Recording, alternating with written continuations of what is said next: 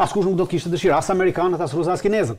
Pra të palët do të tregojnë të kujdesura dhe asnjëra nuk do të hyjë në zonën e vet të limitimit. Pra, do të respektojnë zonat e limitimit. Por kjo do të thotë që ti nuk mund të përdorësh aviacionin, por çfarë do përdorësh raketat. Dhe përdorimi i raketave, ky është interesi pra ta limiton ty goditjen ndaj Iranit dhe totalisht Shtetet Bashkuara të Amerikës në këtë rajon kanë vetëm 350 raketa sulmuese. Pra me 350 raketa mund sulmojnë. Por një territor si Irani me 350 raketa është zero, pra nuk kanë asnjë vlerë këto 350 raketa në një territor si Irani. E para, e dyta, duke përdorur vetëm raketat, do të kemi përshtypjen që të gjitha këto anije, pra kur vinë, anijet çfarë kanë? Anijet shoqërohen edhe me anijet të zbulimit. Sepse luftanijet kanë edhe pjesë të anijeve të zbulimit. Po. Dhe ky zbulimi, përsa në momentin që këto lëshohen, pra ky zbulimi automatikisht e kap lëshimin e kësaj, sepse e qartë. Dhe jemi për një territor me një rreze me një rreze prej diku larg nga njëra tjetra mund të jetë diku të rreth 100 kilometra. Pra, anijet nga njëra tjetra. Pra, gjithë kjo bëhet në një territor prej 100 kilometrash. Me rreze, pra. 100 kilometrash katrorësh kjo. Gjitha. Pra është territor shumë i ngushtë. E qartë. Dhe në moment që ti e lëshon një raketë nga këtu, ky këtu e kap lëshimin e kësaj rakete. Dhe në moment që e kap lëshimin e kësaj rakete, ky kap trajektoren e lëshimit të kësaj rakete. Dhe tash i vim para 2 ditësh. Irani, Kina dhe Rusia nënshkruan një marrëveshje strategjike të bashkëpunimit trepalësh. Çfarë do thotë kjo marrëveshje bashkëpunimi strategjik trepalësh? Deri më sot nuk ka qenë një e tillë. Marrëveshjet kanë vetëm 2 palçe. Iran, Kinë, Iran, Rusi. Po, bashkëpunimi strategjik është në të gjitha fushat. Ekonomike, industriale, ushtarake, politike, të gjitha. Bashkëpunimi trepalësh strategjik do të thotë, dhe neve na intereson në këtë moment vetëm çështja ushtarake. S'po në ato çështje ekonomike. Jo, ushtarake se kjo futje. Në aspektin ushtarak, kjo marrëveshje trepalçe do të thotë që e para, në aspektin ushtarak do të thotë që çdo lloj informacioni të shkëmbehet nëpërmjet tyre të rejave në kohë reale. Pra, çfarë ka mund ke ti, çfarë ka ai tjetri, pra shkëmbejmë nëpërmjet të trejave. Dhe kjo është reduktim kohës, sepse në rast se jemi vetëm 2 palçe, do ma sjellësh ti. Unë do ja çoj atij tjetrit sa ta vërtetoj. Ai tjetri do ma sjellë mua, ai tjetri do bashkëpunoj me ty, pra kjo merr kohë.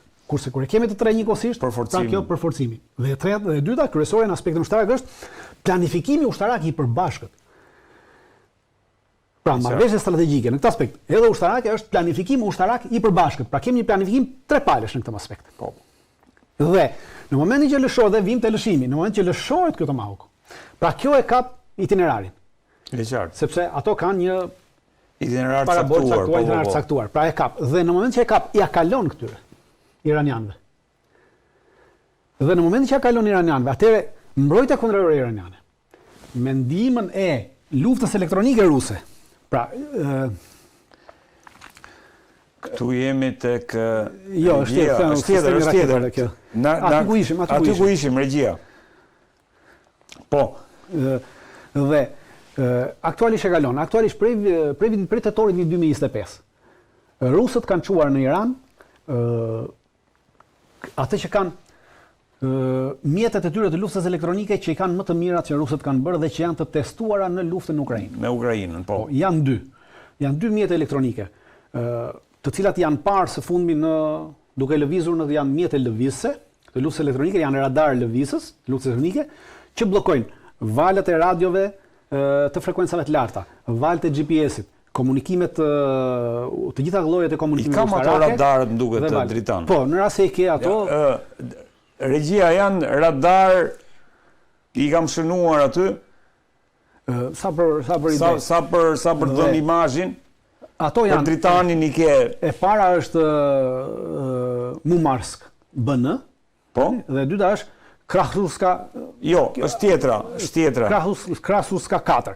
Krahruska 4 kjo Mumarsku e ka rrezen 5 deri 8000 kilometra. Po. Fuqia e radarit që bllokon valët. Këto janë. Kjo është Krahruska 4. Kjo i ka rrezen 300 kilometra. Këto lloj sistemesh përdori tash për të bllokuar Starlinkun dhe për të bllokuar çdo lloj komunikimi tjetër. Këto janë ato që bllokojnë Starlinkun e Elon Muskut dhe çdo lloj komunikimi tjetër. Dhe këto janë testuar në Ukrainë në bllokimin e Starlinkut të Elon Muskut edhe në Ukrainë. Krasuka është Krasuka 4. Krasuka 4. Dhe këto të dyja ka përdorur dhe këto të dyja përdorin bllokimin edhe se çdo lloj sinjali GPS. Pra duhet kemi gjë parasysh që kjo është e parë në Iran, pra Kjo është marrë kjo fotografi është bërë para një muaj duke lëvizur në Iran. Në Iran, në një rrugë të Iranit, mundi? E qartë. Është një foto e marrë në Iran. Pra janë rusët aktualisht atje. Ajo çka nuk dihet është apo përdoren nga rusët apo po përdoren nga iranianët. Po. Pra këtu është gjithë ajo çka nuk është e përcaktuar qartësisht. Dhe me anë të sistemeve. Në momentin që vim pak te ajo harta e tjetër ku ishim anijet të rrjedhësuara, te harta me anijet regjio. Drejtimin e raketës. Automatikisht këto sisteme lëvizin dhe këto sisteme bllokojnë GPS-in. Pra do të thotë që raketat që lëshon nuk kanë asnjë aktivitet në efektivitet dhe do bien pa efektivitet. Dhe një pjesë e mirë e raketave do të eliminohen në destinacionin e duhur. Dhe e kemi një rast të tillë. Në vitin 2017, ku ishte Trumpi në pushtet. Po. Trumpi urdhëroi që Siria të bombardojë me raketa Tomahawk. Dhe në mesdhe ishte vendosur ishte vendosur kjo grup, ishte kjo Roosevelti edhe kjo. Fakt, këto të dyja. Dhe këto të dyja lëshuan 60 raketa Tomahawk në drejtim Siris. Por ama, në Siri, kemi këtu, Siri, ishin këto. Ishin këtu rreth Kipros. U lëshuan këtu. Këtu në Siri, në Latakja, ishin forcat detare. Baza ruse detare. Po. Dhe u detyruan të lëshonin larg për arsye se në momentin që rusët komplet territori kontrollojnë rusët nga ana detare. 300 kilometra. Vim te ajo që ishte që tham si denial. Po. Pra, mohimi i detit, rusët i bën çfarë i bën amerikanëve, ju mohuan detin në këtë aspekt. Dhe amerikanët detyruan të largoheshin këtu, të vinin në ujërat e Kipros dhe të lëshonin raketa Tomahawk. Në momentin që u lëshuan raketa Tomahawk, bazat detare ruse këtu dhe baza ushtarake ruse e Khmeimit që është këtu. Po. E cila kishte S-300. Kapi trajektorin e këtyre dhe ju dha të dhënat sirianëve. Dhe sirianët arritën të rrëzojnë 37 raketa nga 60 që u lëshuan 37 Tomahawk, u rrëzuan vetëm 23 arritën në destinacionet që ishin parashikuar. E qartë. Por ama, do të them që Irani nuk është Siria. Siria kishte kapacitete të limituara të mbrojtjes kundërajrore. Irani nuk ka kapacitete të limituara të mbrojtjes kundërajrore. Ka shumë më shumë se Siria dhe mund t'i përballoj lëshimin e raketave, sepse raketa Tomahawk, pavarësisht se mbajnë, janë raketa 40 vjeçare. Janë raketa prodhimi vitit 1980 dhe e kanë shpejtësinë maksimale 800 km/h. Pra çdo lloj radari i kap, edhe janë sisteme raketa cruise, po Tomahawk. Pra nuk kemi edhe kur lëshojnë nga deti. Kur lëshojnë nga deti, këtë gjë është e qartë sepse nuk ke pengesë dhe çdo lloj radari e kap dhe nuk mund të manovrosh, pra nuk mund të manovrosh të shfrytëzosh sepse nuk ka male. E njëjta gjë nuk mund të përdoren në Ukrainë, kurse në çdo lloj vendi tjetër do ti mund të përdorësh, përdorën raketa Tomahawk në Kosovë, gjatë lutjes Kosovë u përdorën, por duke shfrytëzuar sistemet e maleve, pra sepse u lëshuan nga deti, nga luftania dhe nga nëndecet, në detin Adriatik, duke shfrytëzuar terrenin e Shqipërisë, i cili ishte malor. Kaluan mbi terren dhe nuk u pan në momentin kur mbërritën në Kosovë, pra ishte pamundur që mbrojtja kundërajrore të përcaktonte ardhmën e tyre. Edhe kur e kapte nuk ka kohë për të reaguar. Kurse këtu kemi, përveç që mbrojtja kundërajrore ka kohë për të reaguar se ka terrenin e shtrirë, pra është shkretir dhe është hapësirë dhe ti e kontrollon, pra nuk ke pengesa natyrore për radarin. E dyta kemi edhe forcën detare kineze dhe ruse të vendosur aty, e cila do t'i japi këto të dhëna. Pra përcakton këto të dhëna. Dhe në këtë moment ti e bën këtë sulmin, përveç që sulmin e limiton, e bën edhe të pa efektshëm në momentin e goditjes. Pra e bën totalisht këtë armatë të pa vlerë, e bën zero. Pra armata në këtë moment bëhet zero. Dhe pra Rusia dhe Kina dritan ajo që po kuptojmë me që është edhe 2 muaj përpara stërvitja, në një farë mënyre e ka pra këtu kemi një goditje neutralizuar. Absolutisht kemi një po japin Amerikës një goditje gjeopolitike duke i mohuar përdorimin e fuqisë detare. Pra deri më sot, siç tham, Shtetet Bashkuara të Amerikës ekspedicionojnë fuqinë e tyre nëpërmjet detit. Pra ata e ushtrojnë fuqinë e tyre në gjithë botë, në gjithë globin nëpërmjet detit, nëpërmjet fuqisë detare. Dhe në momentin që unë ty ta mohoj, e qartë. Përdorimin e kësaj fuqie detare në zona të caktuara, domethënë unë ty të kufizoj fuqinë tënde. Pra, që në këtë moment kemi një ndryshim total, hym në një sistem të ri të arkitekturës sigurisë, sepse deri më sot kjo ishte arkitekturë e cila nuk ishte e cënuar, nuk ishte e kontestuar. Sot ke Rusin dhe Kinën po e konteston këtë arkitekturë sigurie dhe po ja limiton. Pra kjo do të treguar që prej sot e tutje ti ke limite. Deri më sot s'ke pasur limite. Prej sot e tutje ke limite. Dhe kur ke limite, domethënë që si je në superfuqi globale.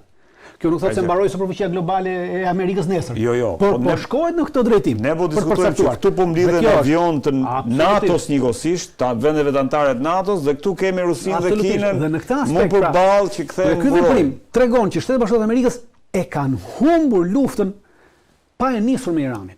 Dhe luftën e kanë humbur në disa drejtime. E para kanë humbur në drejtimin strategjik. Pra, luftën. Po. Dhe në aspektin strategjik. Pse e kanë humbur? Në aspektin strategjik është në dy drejtime. E para është në drejtimin aktualisht Shtetet Bashkuara të Amerikës për të sulmuar Iranin, të gjitha vendet e gjirit i kanë mohuar Amerikës përdorimin e hapësirës tyre ajrore për të sulmuar Iranin. Pra kemi mohim të hapësirës detare në një pjesë dhe kemi edhe mohim të hapësirës ajrore. Po. Pra kjo do thotë ka dalë përpara, domethënë. Pra kjo do thotë që strategjikisht Amerika në këtë aspekt është e humbur. Pra, nuk është më ajo superfuqia që të gjithë i hapnin rrugë. Edhe ata që ajo i quan aleat ose partner në gjirin persik, nuk e lejojnë atë që të përdori hapësirën e saj ajrore. Për të sulmuar Iranin. Pra, kjo është humbje, pra kemi air denial. Hym te mohimi i ajrit. Mohimin e detit e shpjeguam, po. Dhe po strategjikisht vim te mohimi i detit. Pra, kemi këto të dy, në aspektin strategjik i ka humbur këto. Pastaj vim në aspektin gjeopolitik. Në aspektin gjeopolitik kemi reduktim të hapësirës së veprimit. Pra, gjirin persik ti po e shef të humbur. Pra, kjo tregon që në gjirin persik Amerika nuk mund të bëjë më siç ka dashur, nuk mund të veprojë më siç ka dashur. Dhe nuk mund të veprojë as në gjirin persik dhe as në detin e Omanit, as në Oqeanin Indian. Do të kemi një parasysh. Kjo pjesa këtu, unë mos lëviz. Po. Pra, gjiri i Omanit kjo gjiri i Omanit, që quhet deti i Omanit, dhe kjo pjesa është pjesë e Oqeanit Indian. Por çka kemi? Oqeani Indian është pjesa kryesore e rrugës së mëndafsh të Kinës. Pra në Oqeanin Indian lëviz çdo lloj anije tregtare kineze, që shkojnë në Afrikë, që shkojnë në Evropë, që shkojnë kudo, që shkojnë në Amerikën Latine. Pra, baza është Oqeani Indian. Dhe prandaj kinezët po investojnë në këtë merrusët për të bllokuar të, pra për treguar që ky oqean ti mund ta përdorësh siç e përdorim neve, po ama nuk është më i joti. Deri dje ka qenë i joti. Prej sot e mbrapa s'është më i joti. Pra është edhe joni, nuk po të mohohet prezenca dhe përdorimi, por është i limituar. Dhe kjo është humbja gjeopolitike në këtë aspekt. E qartë. Sepse i jep fuqi Kinës në aspekt që mbron rrugët e saj detare.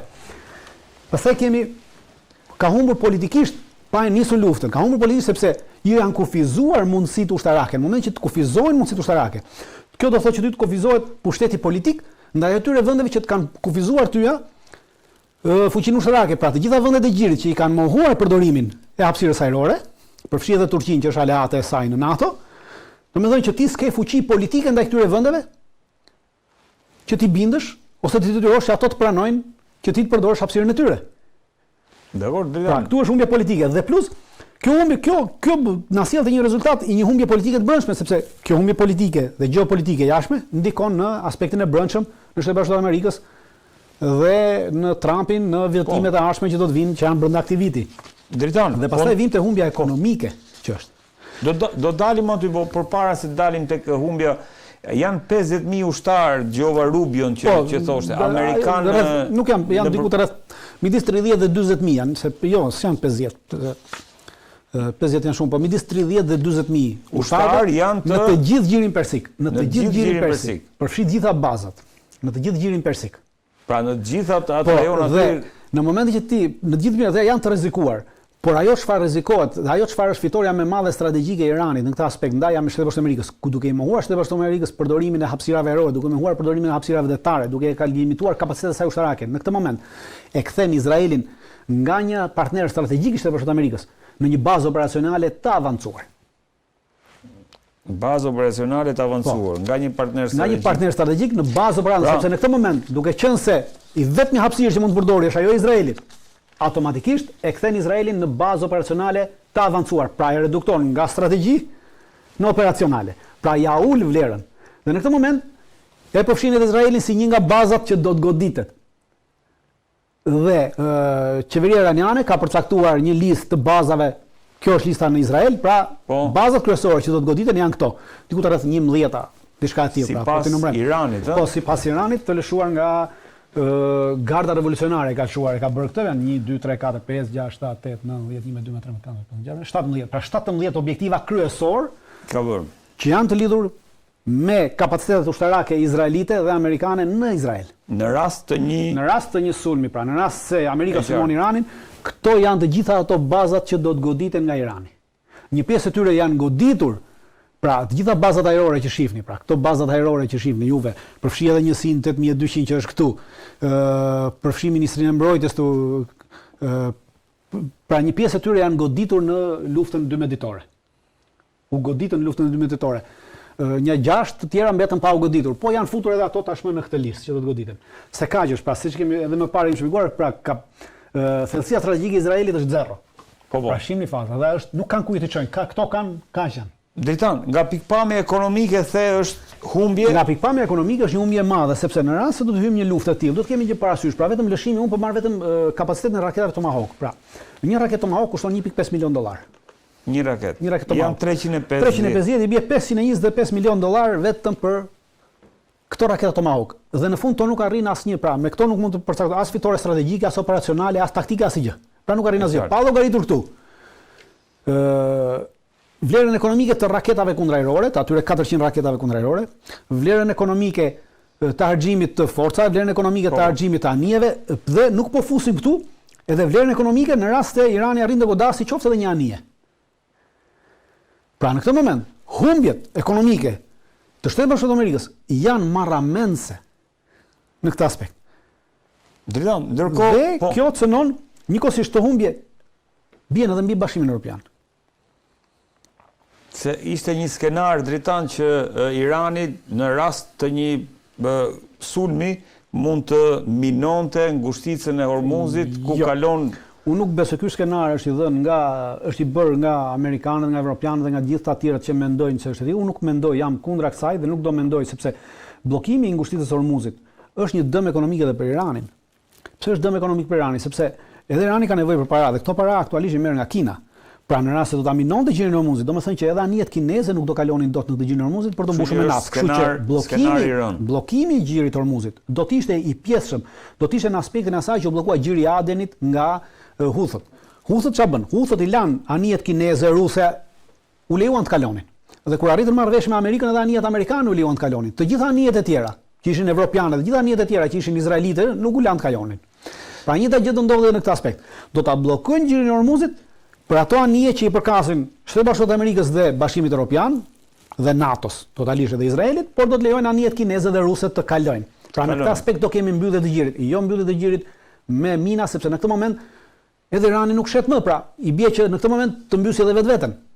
Dritan, ndërkohë që jemi përballë këtyre dy fakteve të mëdha që janë armata amerikane dhe ndërhyrja e Rusisë edhe Kinës përballë si mbrojtje për Iranin, kemi gjithashtu edhe një qëndrim për sa i përket asaj që pritet të ndodh, një qëndrim që përfaqësohet nga presidenti Erdogan, i cili në një farë mënyre po i kërkon palëve edhe Donald Trump, edhe autoriteteve më të larta të Iranit që të ulen dhe të kenë një deal, një marrëveshje. Edhe tek ai Twitteri i Donald Trumpit kishim gjithashtu make a deal. Si e vlerëson, sepse gjithë skenaret që paremruam se mund ndodhin këtu, shkojmë në pikën e një përplasje që nuk në fund ditës nuk do të arrijë asnjë objektiv. Për çfarë deali bëhet fjalë dhe pse? Se bëhet fjalë për një oil deal, për një marrëveshje për naftën. A jemi tek ai momenti ku Donald Trump thjesht po kërkon ndërprerjen e naftës për Kinën, të cilën Irani normalisht atë po kërkon, por kjo është gjë e paarritshme. Për arsye se këtë po kërkon. Absolutisht, ideja është kjo që të bllokohet shitja e naftës nga Kinës, por kjo është e paarritshme për arsye se, siç thash, çfarëdo lloj tentative që edhe Erdoani mundohet të bëjë më shumë për nevojat e tij të brendshme politike sesa për nevojat politike të jashtme, për arsye se Turqisë nuk intereson shumë nëse Irani shet naftë Kinës apo kujt ja shet dikujt tjetër, pra nuk ka ndonjë interes të madh në këtë aspekt. E qartë. Dhe ajo çfarë intereson Turqisë është që realisht Turqisë intereson që kjo luftë të zhvillohet. Të zhvillohet sepse bllokimi sepse bllokimi i kësaj nafte i jep kapacitetet Turqisë që të shesë naftën që merr nga Iraku. Pra Turqia merr naftën nga Iraku. Pra Turqia ka interes që lufta të bëhet. Dhe Turqia është nga Iraku dhe nga nafta që bën nga Iraku dhe nga nafta që nga